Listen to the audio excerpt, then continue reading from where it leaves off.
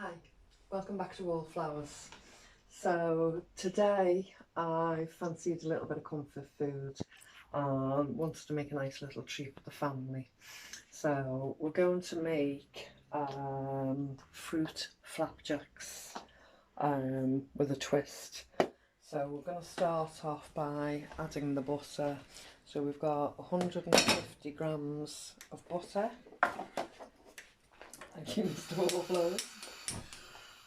I'm going to put it on a low heat. So as I say, we've got 150 grams of butter, and we've got 120 grams of brown sugar, and we're going to take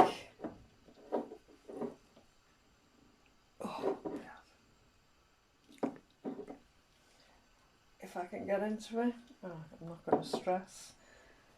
So we're going to take 6 tablespoons of honey.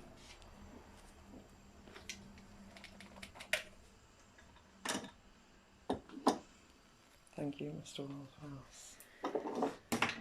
So this is the honey I foraged earlier in the year, because I made it from dandelions. 2, 3, 4, 5, 6.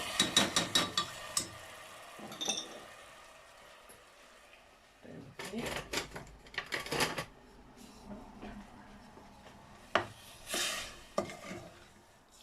I'm just going to bring this to a caramel and just melt all the butter and the sugar in together. And the honey.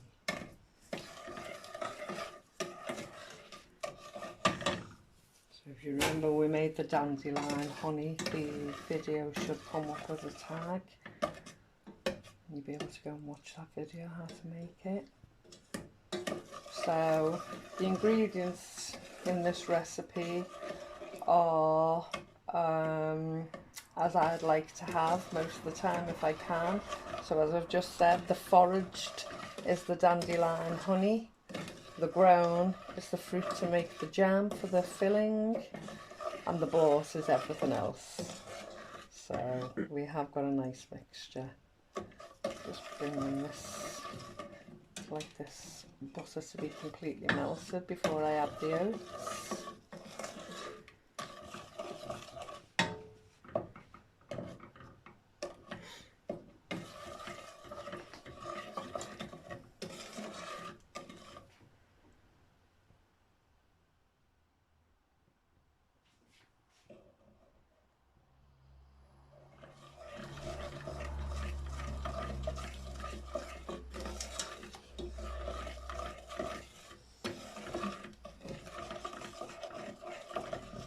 And now I'm going to add the oats. So here we've got 280 grams, just normal Quaker pottage oats.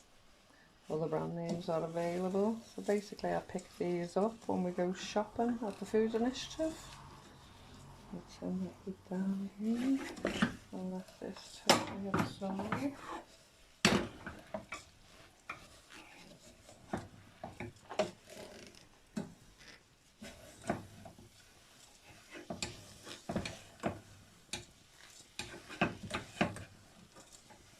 Yeah, you can see all the oats coated. They're all absolutely covered. It should form a nice flapjack mixture.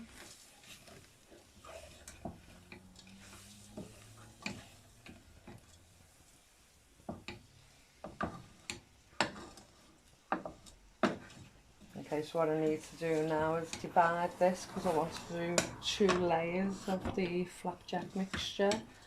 So I'll just come back to you while I get myself ready to do this. I'm just dividing the mixture.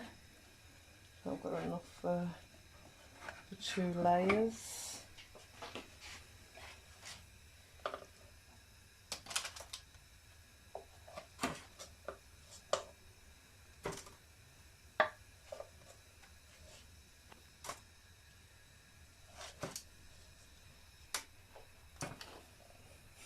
look awkward doing this, but I just want to get it out equally.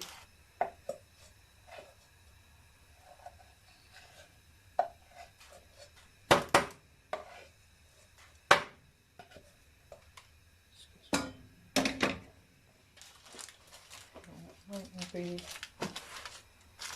a real thick layer.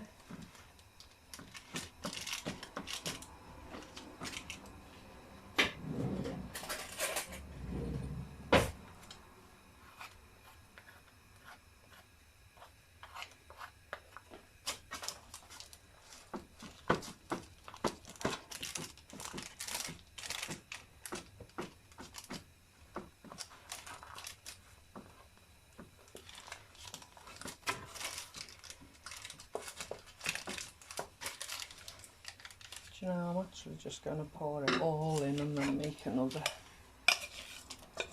layer.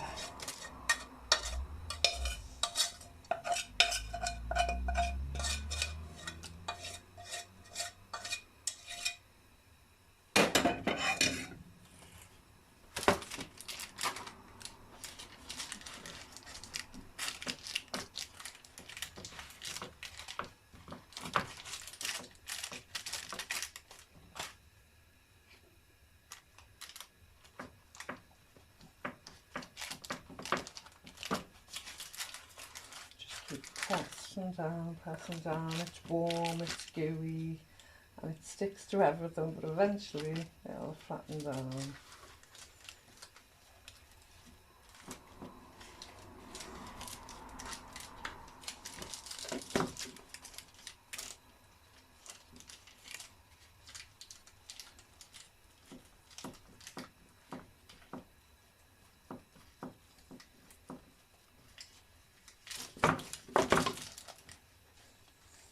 Getting there.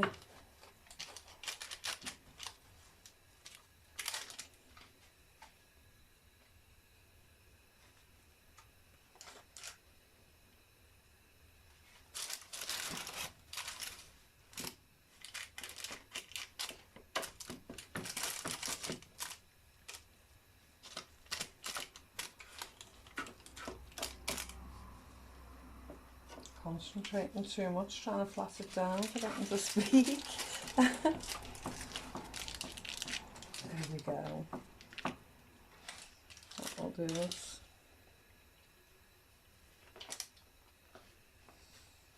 That's the bottom base. Pop fruits on.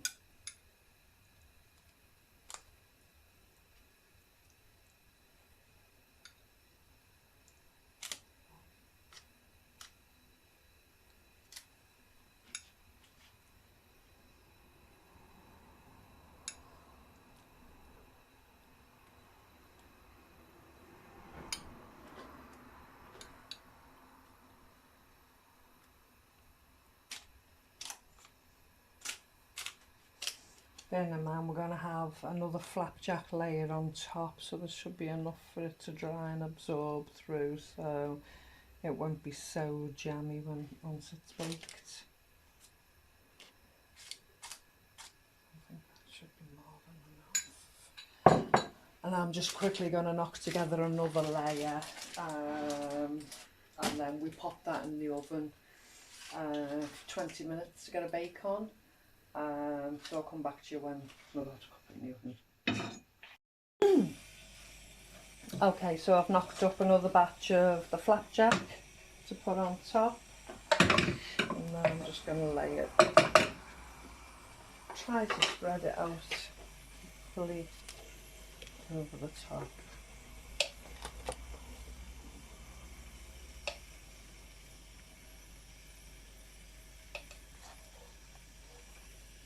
There's a name for this type of scooping and laying it on, and I just can't think what it is right now, but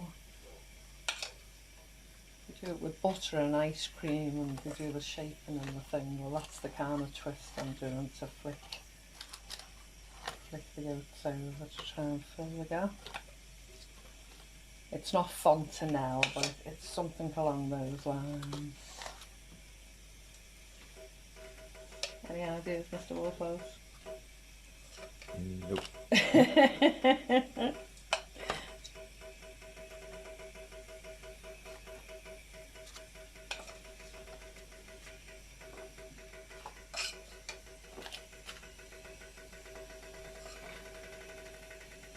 long as we get a good bit of biscuit all around, everyone's quite happy. Last thing we want is jam all over here. We want it in our mouths.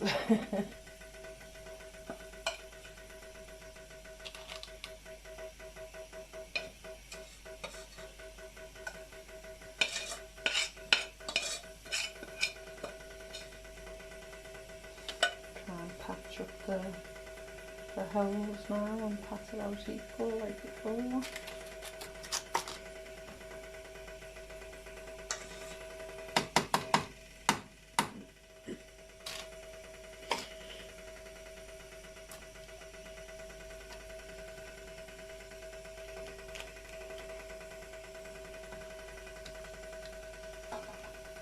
I think that will do us. So now this one goes in the oven at gas mark 4 for 20 minutes. So we'll let that bake away and we'll come back and we'll melt the chocolate. Hopefully I don't eat any between now and then with the nice smells in the house, but we'll see. See you in a minute. Okay, I'm at the stage now of melting the chocolate. Cake itself has come out pretty well, so I'm quite happy with that. Now, just need to get this chocolate melted.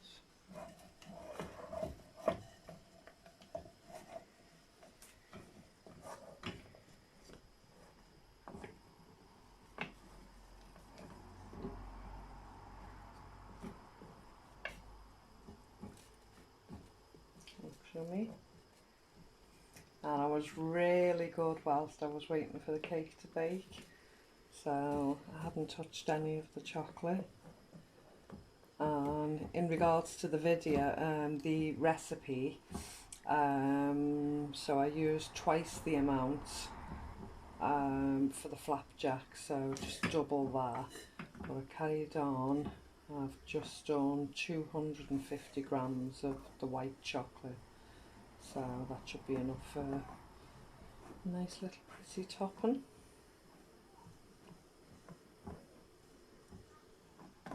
I'm hoping it's pretty. My cakes don't generally come out too pretty, but they're always very edible, they're always very enjoyable.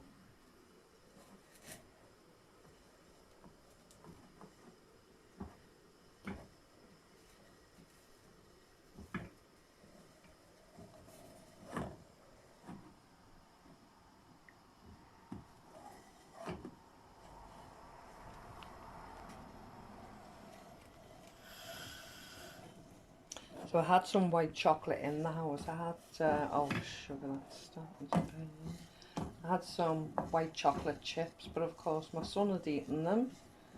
So I had to go to the shop and buy this chocolate. I wasn't too pleased about it, but once I'd had the idea of making it, it was in my mind then and I wanted to do it. So off the shop I went. Well, I say Mr. Wallflowers went, and it was £1 a bar, so I spent a pound more than I wanted to, but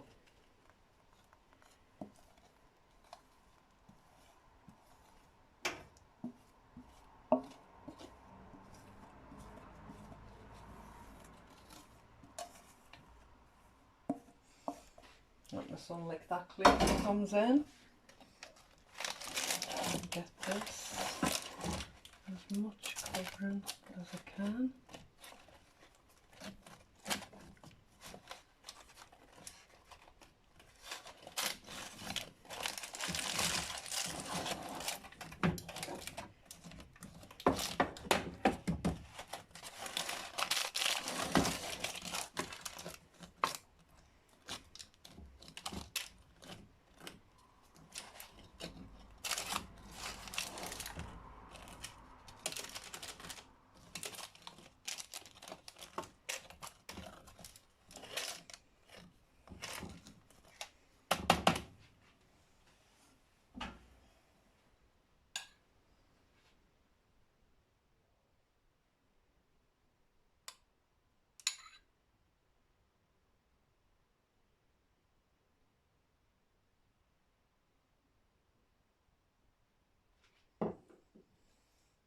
So that's the jam. I had some, here we are. What I'm quickly going to try and do is what I see them doing on the telly. I'm going to go that way.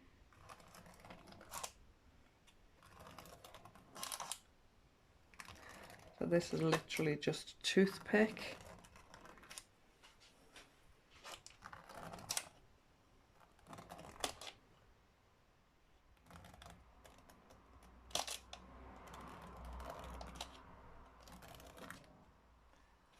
And that'll do. I'll let that cool down a little, and then I shall place that in the fridge for half an hour, and I'll come back and take a slice. So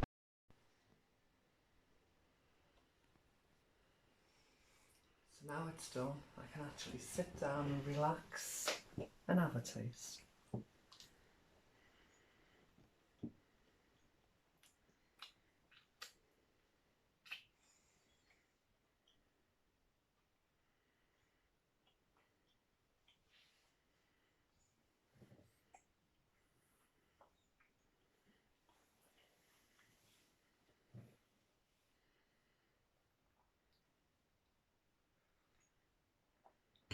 It's lovely. It tastes all the flavours within the oats, the honey, caramelly flavour. Taste the black currants and the fruit in the jam. Obviously I can taste that white chocolate and it's beautiful. The reason I've sat down to taste and have a little talk to you is I don't normally talk about my health on the channel at all.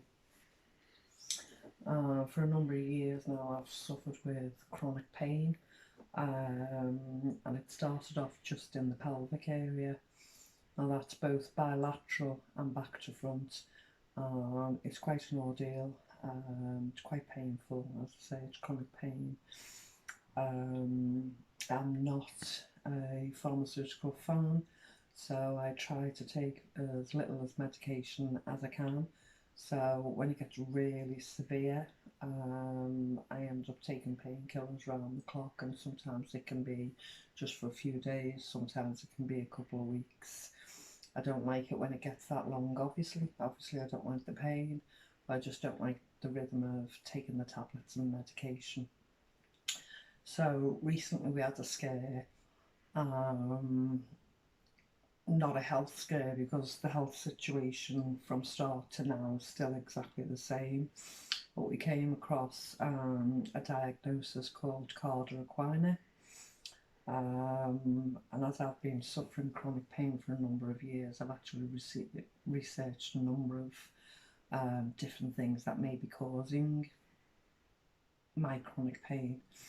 So I've looked at things like twisted coccyx, vulvodynia, coccydynia, a number of all different things, and over the last 6 years I've amounted 8 different diagnoses just in the torso area, from the pelvic, including the heart, etc. So there's a lot of things going on, and I personally believe that there's a connection of some sort. And as I've gone through medical intervention, I find medical staff don't communicate with someone outside of their spectrum. So basically a gynecologist doesn't share information and their discoveries with the colonoscopy or the colon surgeon, colon doctor, or anyone who you're actually seeking medical attention from for the colon, and they don't communicate with each other. So when you're diagnosed with diverticulitis, gallbladder, these people who are looking at your gallbladder are not looking at your diverticulitis, they're not looking at your chronic pelvic pain, they're not looking at any heart issues and seeing if they can actually, you know, draw a graph and see. So when I discovered cardiac equine, it was quite upsetting for me, really, because it actually ticked a lot of boxes. For the last week or so I've struggled to stand or walk.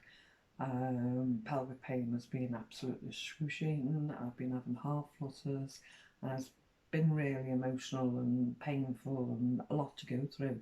And then making this discovery at the same time about this card requirement, the majority of people end up doubly incontinent, end up in wheelchairs, end up with numbness and total loss use of one leg or two legs, you know, making them chair bound basically. You know, I've got total admiration of anyone. My mum was in a wheelchair for 9 years and it's a bit close for home, double incontinence and everything else. It really, really upset me and I was quite emotional with it. The fear was quite high. I was in such pain. I went to A&E, sorry, and I mentioned this thing that I'd discovered called cardiac acquirement, and would it be, you know, something that I may have. They said it was something they could look at, some of the symptoms were possibly red flag, but could be other things as well. So they invited me the next day for an MRI, which obviously was nerve-wracking for me and my husband, and you know, the whole of the family were completely stressed out and upset, not knowing one way or the other, you know. And if you do have that, when you have an MRI for cardiac arrhythmia, you rush straight into an operation, so I'm made to believe. Then you're 6 weeks bedridden. So the impact of just saying yes, you have it, to the upset of, you know, the following 6 weeks, and are you going to be able to walk again? Are you going to be able to be continent after that, etc. It was quite a tumultuous time for us to go through. You know, it was a lot, like emotionally, you know, just everything. So the good news is I don't have cardiac arrhythmia, which is a blessing. You know, I still do have chronic pain. I'm still struggling day to day, and it's still emotional and painful, don't get me wrong, but I feel an absolute relief that I don't have this particular thing. I have been put through to another hospital for neurology, and hopefully further investigations will take place there. There's a couple of hernias and different things going on as well. So I'm quite positive. I'm hoping I'll get the right attention, the right input, you know, and I can sort my body out. I'm only 53 and I'm just deteriorating rapidly at the moment. The only reason I'm expressing all this to you today is so you have an understanding of, sometimes I can do videos and I can do 3 in a week, you know, and that might be, I'm lucky to have 3 periods where I'm actually able to get up and feel positive enough to do something, although sometimes I'm actually struggling doing it. But other times, if I take a week or 2 weeks and I haven't produced a video, there's generally a reason why I haven't produced it, you know, is because it's difficult for me at that time. I have ideas, I have things, you know, I'd like to cover that, I'd like to do that. But when I break it down, I think sometimes my videos are so slow to actually mix it up and do something completely different. So I try to stay in the same thread. Anyway, I think I'm waffling now, but I love doing the videos. It's just sometimes I'm not capable of doing them. Right now, I think I deserve a treat, so I'm going to tuck in, enjoy this, enjoy my coffee, go on, treat yourself, make yourself something nice and sit down and appreciate it. Okay, thanks for joining me today and I'll see you soon. Bye.